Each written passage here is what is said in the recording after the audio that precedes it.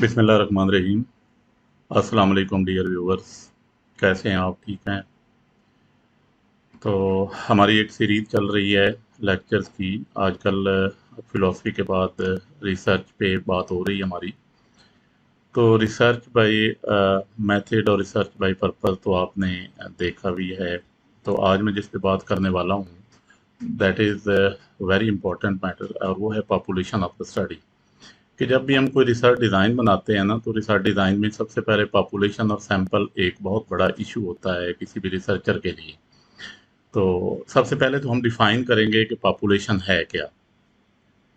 तो पॉपुलेशन की डेफिनेशन पे हम आते हैं। Population is a large group of individual to whom the results of study can be generalised.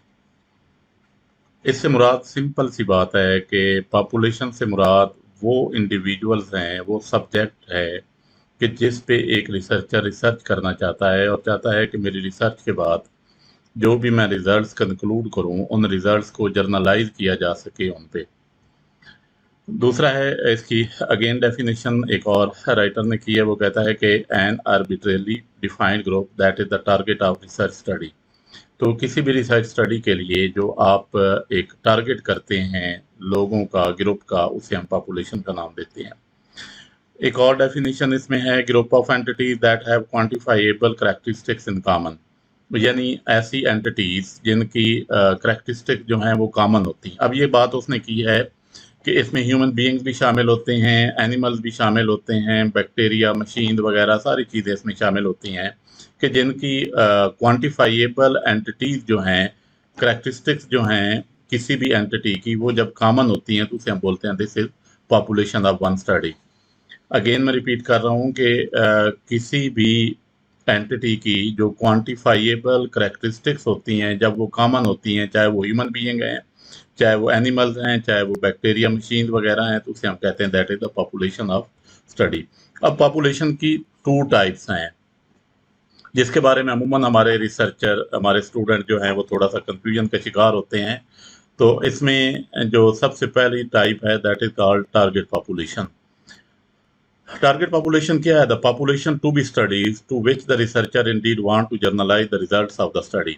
यानी टारगेट पॉपुलेशन वो पॉपुलेशन होती है कि जिसमें जो रिसर्चर है वो अपने रिजल्ट्स को जर्नलाइज करता है।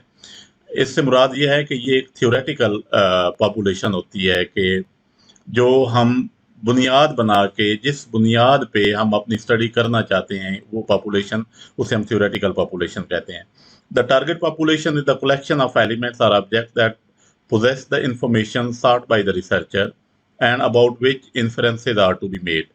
यानी ये वो एलिमेंट्स हैं, कंबाइन एलिमेंट्स हैं कि जिन दैट पोजेस द इंफॉर्मेशन, जिनके पास इंफॉर्मेशन होती है, रिसर्चर इंफॉर्मेशन अचीव करता है और इससे आगे बहुत सारी चीज़ें जो है इन्फर की जा सकती हैं।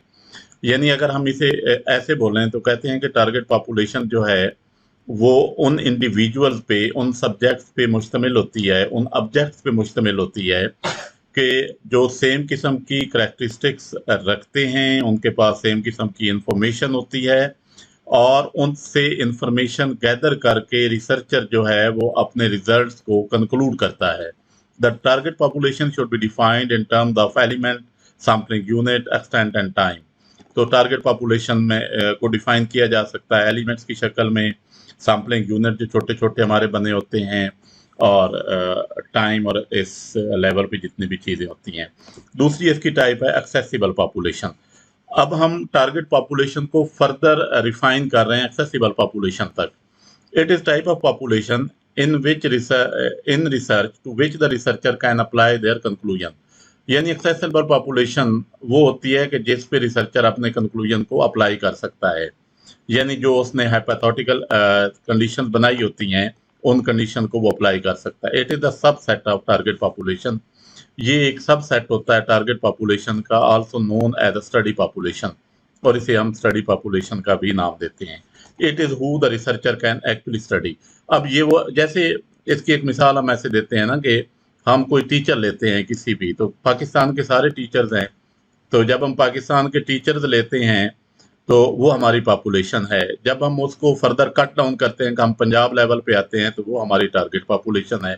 और जब पंजाब लेवल से हम कोई एक पर्टिकुलर जैसे साइंस टीचर का नाम, English teacher, science teacher, arts teacher, जब हम उन पे आते हैं तो हमारी एक्सेसिबल पॉपुलेशन होती है।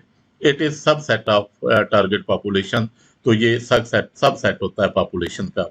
अब इस जो मैंने डेफिनेशन 3 बातें मैंने की हैं, पॉपुलेशन, टारगेट पॉपुलेशन और एक्सेसिबल पॉपुलेशन। अब इसको ये फर्दर एक सैम्पलिंग फ्रेम है। The sampling frame from any sample is a complete list of all the cases in the population from which sample can be drawn. बुनियादी तौर पे इसको हम सैंपल फ्रेम का भी नाम देते हैं कि जिसमें से हमने अपना सैंपल जो है वो पूरा लेना होता है, या sampling unit, smallest unit from which sample can be selected.